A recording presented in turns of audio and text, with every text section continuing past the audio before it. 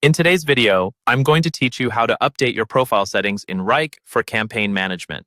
We'll walk through this from the perspective of someone already using Wrike to manage campaigns, and you just need to tweak some account details so everything is up to date and easy for your team to recognize.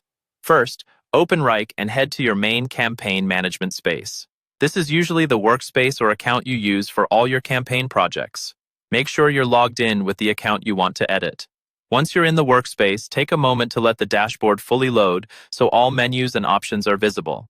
Next, look towards the top area of the page where Wrike typically shows your navigation options. Here, you'll see a highlighted area or icon that opens the account or profile menu. Go ahead and click on that highlighted section.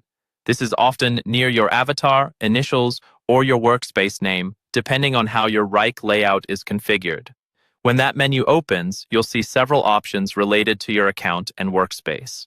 From this list, find and click on the option labeled Manager or the equivalent account management link. This is where Wrike keeps most of the controls for your personal and account level settings. Inside the Manager area, look for a Settings option. This might be a tab, a link on the side, or a button in the main view, but it will be clearly labeled Settings. Click on Settings to open your account configuration page. This is where you can adjust personal details like your name, profile information, and other preferences. On the Settings or Profile page, you'll see one or more fields where you can type in or edit your information. Click into the first highlighted field and type in the updated details you want to use. This could be your display name, a department label, or another piece of identifying information that helps your team recognize you in tasks and projects. Then move to the second highlighted field and type in the corresponding detail there as well.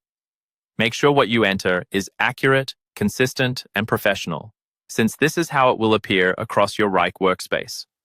Once you've updated both fields and you're happy with what you've entered, look for the button labeled Save Changes.